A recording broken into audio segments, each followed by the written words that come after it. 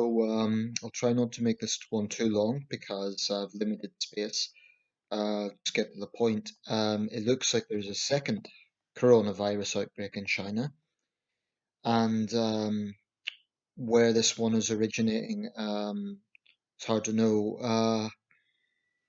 But I'm just looking at the BBC report here, and predictably, the report was being chewed away from the lab in Wuhan. China doesn't like scrutiny. By China, I mean the Chinese government. Um, I saw a cartoon the other day, which I think really speaks volumes, and it basically showed the world as a patient in a hospital, and Xi Jinping as a sort of very overbearing surgeon, and yelling at the patient, "Thank China," say thank you to China.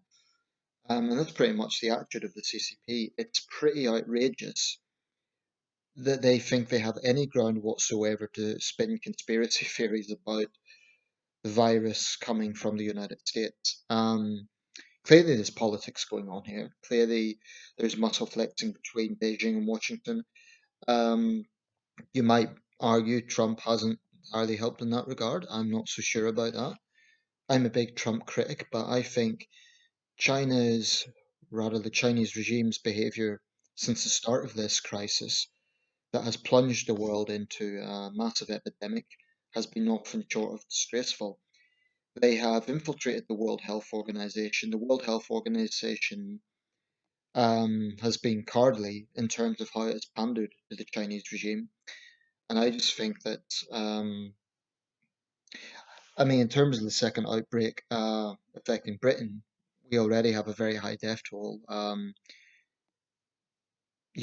the focus right now is on what's happening in with the race relations thing, but we must not lose sight of what's going on with coronavirus and China's role in this.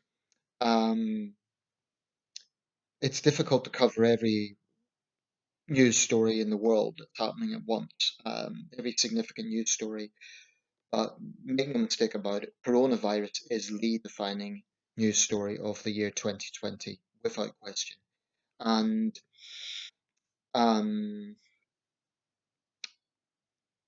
I just find it incredible, incredible that there are still many Western institutions that will not wake up to the nature of the Chinese regime. Um, so we can't make that mistake again with the second outbreak. It happened in previous pandemics. There was a second peak with Spanish influenza, and that's actually where most of the deaths occurred. Not saying it'll be the same this time. I'm not a virologist, so I'm not in a position to say that, but um, the sheer arrogance of the Chinese regime, and there is cultural issues here. They're unavoidable regarding the wet markets. What's astonishing, the report I've just seen, the BBC reporter literally asked this guy in a wet market in Wuhan about, basically he asked the direct question, do people eat wild animals here? Is that part of this trade? And this guy, whilst he was scraping some sort of fish, he literally said, we don't have that sort of custom here. Literally as he was doing it. And this was some sort of exotic fish. Um, so the lies permeate from top level down. I actually think dishonesty is rampant in China because the Communist Party are, gold medal experts when it comes to dishonesty. It's just deeply, deeply entrenched in Chinese society. Now, this is not to smear all Chinese people. It's not to say all Chinese people are dishonest. That is not what I'm saying. But I am saying that there's nothing more important in Chinese culture than saving face. Nothing. And I think many Chinese nationalists are well aware that this problem began in China. They're embarrassed about it, so they have to save face. I contacted Ofcom yesterday. Whether they reply or not is another matter. I contacted the highest level of Ofcom because I actually consider CGTN being in Chiswick, West London, to be a national security issue. Nothing short of that. Anyway, I won't make this one too long because But I wanted to make this because, all my recent videos have been about the race relations issues and protests and statues and all that. It's newsworthy, but I don't want to sort of take my eye off the ball when it comes to what China's doing right now, because you can be absolutely sure Chinese propaganda will be in overdrive, trying to downplay the virus and trying to really, really, really play up the racial tensions that are going on in America right now and in other Western countries. Incidentally, just a bit of COVID news. Brazil has now overtaken the UK as the second highest official death toll in the world. That's official. Bolsonaro's handling of it has been a complete disgrace. Um, a complete lack of leadership on the part of Jair Bolsonaro.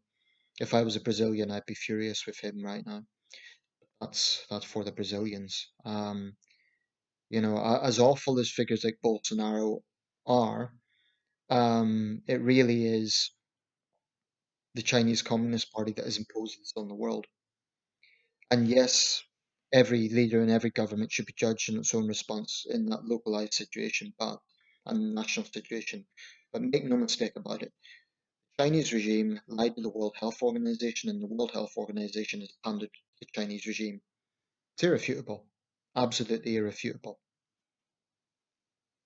So the world needs to wake up to the nature of the Chinese regime.